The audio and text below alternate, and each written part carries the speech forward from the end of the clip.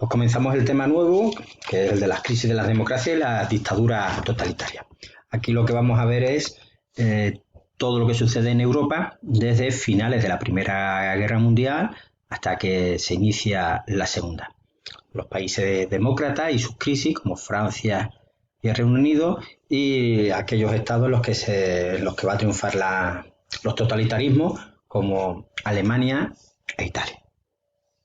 Bueno, lo primero que tenemos que tener en cuenta es que tras el fin de la Primera Guerra Mundial, en 1918, lo que sucede es que se va a desarrollar una ola democratizadora que afecta prácticamente a todos los países del centro de Europa y a los del este. ¿Por qué? Por la desintegración del Imperio Turco y del Imperio Austrohúngaro.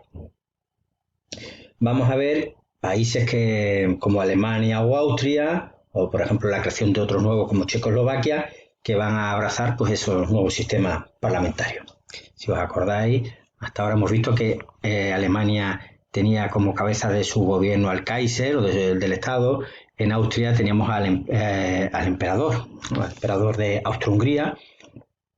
Y Checoslovaquia no existía porque era un territorio que formaba parte del Imperio Austrohúngaro. En este periodo también vamos a asistir al inicio del sufragio femenino. Es decir, que a partir de estos momentos cuando las mujeres van a tener derecho a voto. Aquí tenéis un cuadro en el que se indican las principales fechas, los primeros países en los que se permite. Pues tenéis aquí, por ejemplo, Australia en 1902, Nueva Zelanda en 1893, Finlandia en 1906, Rusia en 1917, Reino Unido en 1918. Si vais pasando a Alemania al 19, en 1919, Estados Unidos en 1920, España en 1932, y así sucesivamente, Portugal en el 45, Francia en el 46, Egipto en 1956, por decir alguno, o un país que hoy en día es tan considerado tan demócrata, tan neutral, tan desarrollado como Suiza, que no permite el voto de las mujeres hasta 1971. ¿Por qué se produce esa crisis de las democracias europeas? Bueno, pues básicamente porque la población perteneciente al grupo social más bajo, al pueblo llano, echa las culpas a esos partidos tradicionales demócratas de lo acontecido durante la Primera Guerra Mundial. Además, se dan cuenta, o esta población piensa, que una vez que termina la Primera Guerra Mundial, con la paz y la prosperidad, lo que llega es una gran crisis económica, que es la que hemos estudiado en el tema anterior, la crisis de 1929, que lo que hace es provocar en la juventud una descreencia en este sistema democrático. Por eso vamos a ver que los poderes ejecutivos, es decir, los gobiernos van a ser muy inestables, van a durar muy poco tiempo en el poder durante estos años últimos de la década de los años 20 y los primeros de los años 30. Y luego porque había muchísimo miedo también a la incorporación a los países occidentales, a estas democracias occidentales, la incorporación de las ideas de ese socialismo más comunista soviético, en el que se pensaba que se quería colectivizar tierras, propiedades, y ese miedo lo que va a provocar es que se intenten cerrar fronteras ante esta nueva ideología. Vamos a ver que este periodo de entreguerras supone entonces una triple crisis del Estado liberal en estos tres órdenes. El primero en el orden político. ¿Por qué? Porque las viejas instituciones no resisten esos cambios producidos por la implantación de la democracia y del sufragio universal. Es muy difícil, con los sistemas electorales existentes en ese momento, conseguir mayorías en el Parlamento. Los estados están poco acostumbrados a tener que pactar entre ellos, entre los distintos partidos políticos, y eso genera que sean gobiernos inestables los que salgan de esas elecciones. Por otro lado, en el orden económico, que sería la segunda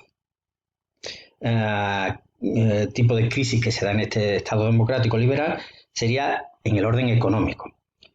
¿Por qué? Pues porque ya hemos visto que el crack del 29 convence a mucha población, sobre todo a los jóvenes, de que el Estado liberal no intervencionista no es la fórmula ideal. ¿Por qué? Porque al final hemos visto que con las políticas que defendía Keynes o con las políticas que va a llevar a cabo en Estados Unidos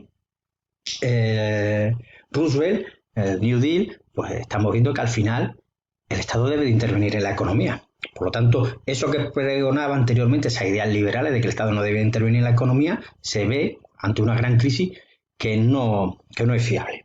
Y por último, tendríamos que en el orden internacional se demuestra que los distintos estados son incapaces de garantizar la paz.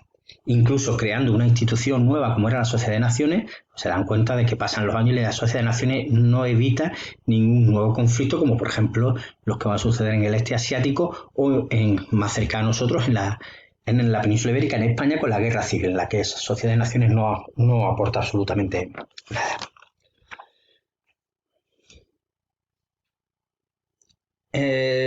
¿Por qué se da un auge del autoritarismo en Europa? Sí. Bueno, primero porque estas democracias aquí acababan de perder muchísimos apoyos sociales, como hemos estado viendo anteriormente, y reclamaban un poder más autoritario. Recordad que hemos visto que los gobiernos no están acostumbrados a pactar entre ellos y eso provocaba inestabilidad en los gobiernos. Los grupos privilegiados, es decir, los empresarios, la vieja aristocracia, funcionarios, iglesias, muy importante, los militares, van a apoyar la intervención del Estado, pero no para realizar una redistribución de la riqueza, que lo asimilan mucho y lo relacionan con ese comunismo soviético, sino para implantar soluciones autoritarias en estos estados. ¿Cuáles son esas soluciones autoritarias que defienden todos estos grupos? Bueno, pues la primera, una exacerbación del nacionalismo, es decir, darle muchísima importancia al nacionalismo. Va a tener estos dos vías, una de vía al exterior, como por ejemplo contra aquellos poderes extranjeros, la internacional comunista, el miedo que hemos visto antes a la expansión comunista soviética, o los masones. Por ejemplo, España Franco habló durante muchos años de los masones, los comunistas. Pero también en otros estados vamos a ver que se va a implantar ese nacionalismo frente a unas minorías. Por ejemplo, a la Alemania nazi, que lo va a hacer frente a los judíos, gitanos, minusválidos y demás. ¿Por qué? Pues porque según los que tienen una ideología contra esos grandes poderes extranjeros o contra estas minorías, lo que vienen a decir es que estos lo que quieren es destruir el Estado. Así que buscan un enemigo común. Bien el marxismo, bien los masones, bien los judíos, bien los gitanos. También va a ser importante que cualquier grupo que buscara el separatismo también va a ser duramente castigado. Por eso que estamos diciendo de la importancia del nacionalismo. Estaremos hablando más que nada de un nacionalismo centrípeto. Otra característica importante de este nacionalismo es que se intenta volver a pasados heroicos. Por ejemplo, en España Franco lo que va a intentar es recordar continuamente, a los niños desde pequeños en el colegio se les recuerda sobre todo episodios de Don Pelayo con la victoria en Covadonga contra los musulmanes,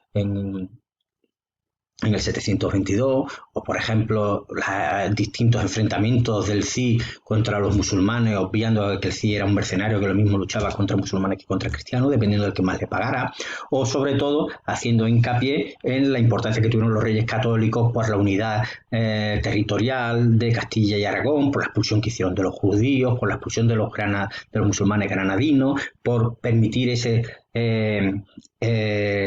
expedición a América de Cristóbal Colón que le abre un nuevo mundo a España, con su nieto Carlos V que crea un gran imperio. Es decir, que los autoritarios lo que van a intentar, en este caso pongo de ejemplo a Franco, lo que van a intentar es recordar aquellos momentos en los que su país tuvo un glorioso pasado para que la gente se sienta identificado con la vuelta a ese poder pasado. Luego tendríamos que hablar del fuerte militarismo que van a tener estos estados autoritarios. El ejército se va a ver como una institución que garantiza el orden y la unidad de la patria, además de la disciplina, la fuerza o la jerarquía. Además, se va a llevar a cabo un desarrollo de la estética paramilitar. Se van a formar milicias con muchísimos combatientes de la guerra anterior, sobre todo de la Primera Guerra Mundial. Va a haber un duro enfrentamiento contra el marxismo y el comunismo. Prácticamente todos los partidos y todos los sindicatos relacionados con ideología soviética van a ser reprimidos. Lo mismo que va a ocurrir con los anarquistas. También se va a rechazar el Estado liberal y al sistema parlamentario. Y por último, se va a oponer a los valores del liberalismo y del individualismo. Es decir, para estos estados autoritarios lo importante no es lo individual, porque eso está relacionado con el egoísmo, sino que lo importante es la sociedad, el grupo en general. ¿Vale? De esa manera se cohesiona mejor el Estado. ¿Cuándo es el apogeo? ¿Cuándo se produce este apogeo de la dictadura? Bueno, pues fundamentalmente a finales durante toda la década de los años 20 y la década de los años 30. Si veis, por ejemplo, los mapas que tenemos en la página 217, puede ser. Sí, 217, veis que tenemos, por un lado, cómo eran los regímenes políticos en Europa en 1919, si veis, predominio del color azul que representa a los regímenes democráticos. Tenemos en Europa Occidental solo un régimen constitucional no democrático, que sería España, sobre todo en 1923 con Primo de Rivera, régimen comunista, que lo tenemos en el este, con la Unión Soviética, y regímenes dictatoriales, que solo tenemos Hungría por un lado y Turquía por el otro. Pero si vemos cómo está Europa en 1938, nos damos cuenta de que tenemos regímenes totalitarios en todo el este europeo: Estonia, Letonia, Lituania, Polonia, Rumanía, Hungría, Yugoslavia, Bulgaria, todos esos países del este. El régimen comunista de la Unión Soviética. Regímenes dictatorial, que no lo he comentado, también tenemos un par de ellos en el occidente, que sería Portugal y España. Régimen franquista, por un lado el de Salazar en Portugal, y luego las democracias que se mantendrían solo en Reino Unido y algunos países del centro de Europa, como Países Bajos, Bélgica, Luxemburgo, Suiza, Francia, Checoslovaquia y los países nórdicos. En el eje que va del norte a sur, en el centro, tendríamos a los regímenes totalitarios, que serían de tipo fascista, aunque está mal expresado así, porque fascistas son realmente solo los italianos, que sería Alemania, Austria e Italia.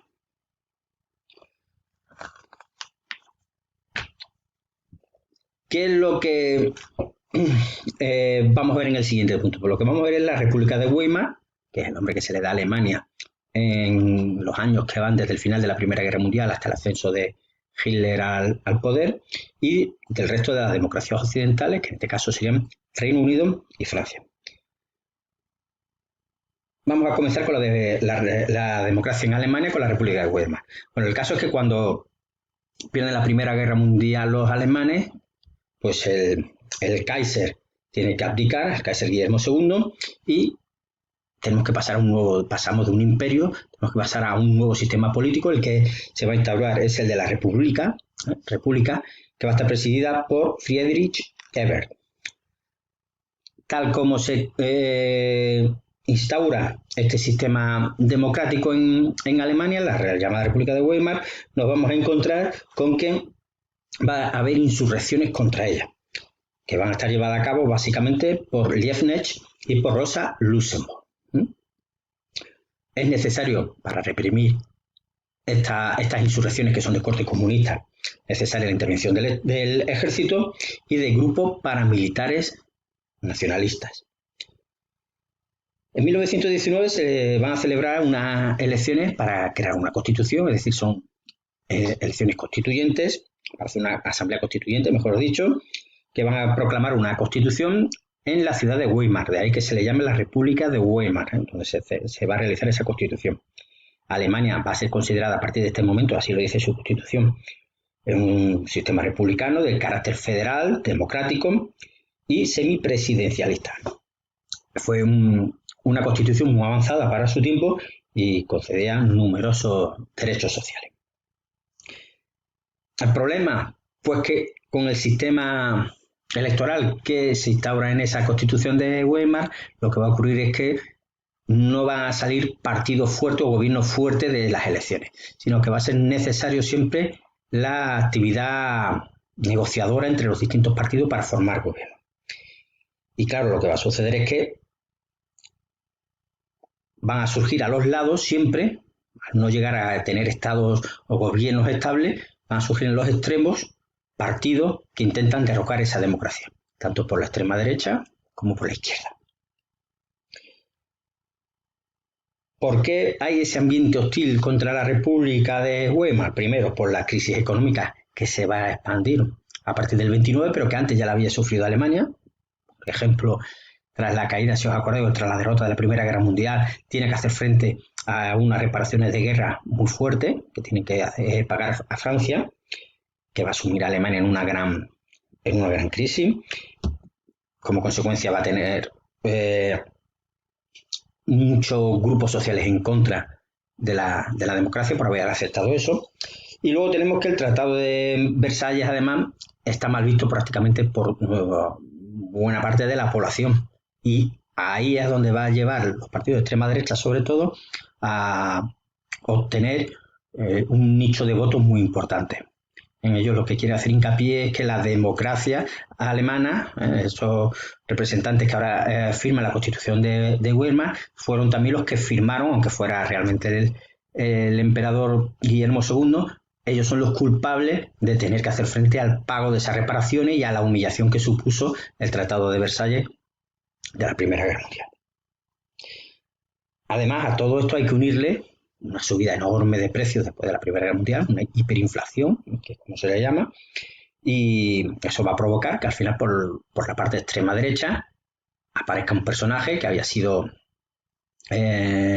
cabo, creo recordar, en la Primera Guerra Mundial, que es Adolf Hitler, que apoyado por Ludendorff va a dar un golpe de Estado, o intento de golpe de Estado, el llamado Putsch de la cervecería, el Putsch de Múnich, que fracasó. Este Putsch se llevó a cabo en noviembre de 1923 y acaba fracasando. Hitler es encerrado en la cárcel, es llevado a juicio, condenado a cárcel, 5 años. Allí, cuando está encerrado, se le va a permitir tener incluso a un secretario al que le va a dictar una serie de notas que van a ser las de su célebre obra, el Mein Kampf, donde está todo el ideario del partido nazi. A mediados de los años 20, la situación económica parece que se estabiliza, llega al poder un mariscal, un militar, que es Hindenburg, un militar que tiene una ideología muy cercana a la derecha, y además, gracias a las pericias de este político, de este militar, va a permitir que Alemania sea admitida en la Sociedad de Naciones, entre otros, ¿no? En foros internacionales y demás. Pero como decía antes, llega 1929, la crisis en Estados Unidos, los norteamericanos empiezan a repatriar capitales, dejan de dar ayuda a Alemania, por tanto no puede hacer frente al pago de las reparaciones de guerra y como consecuencia de ellas, Alemania sufre una crisis enorme, tanto que se llega a los 6 millones de parados. Y esto es lo que va a permitir el desarrollo de esta ideología nazi de extrema derecha y el ascenso hasta que llega al poder de Adolf Hitler. Por otro lado tenemos Reino Unido. Reino Unido salió bastante bien de la Primera Guerra Mundial, en el sentido de que mantuvo una cierta estabilidad dentro de la democracia europea, debido básicamente a que su sistema electoral premiaba siempre a los dos grandes partidos políticos, que eran el Partido Conservador y el nuevo Partido Laborista que había echado a un lado al de los liberales. Este Partido Laborista, que sigue existiendo hoy en día, muy importante, bueno, pues este Partido Laborista va a estar apoyado por los principales sindicatos de Reino Unido. El que haya esa estabilidad en los gobiernos va a permitir que tengamos solo 4 jefes de gobierno en todos estos años 20 y 30. ¿Cuál es el principal problema con el que va a luchar Reino Unido? Pues el del problema de Irlanda, que ya vimos en temas anteriores. Hay una zona, la isla de Irlanda, si os acordáis, tenemos una mayor parte de población que es católica, no quieren pertenecer a Reino Unido, finalmente acaban consiguiendo la independencia y hay una pequeña parte de ese territorio que va a seguir siendo protestante y perteneciente al Reino Unido, que sería el Ulster.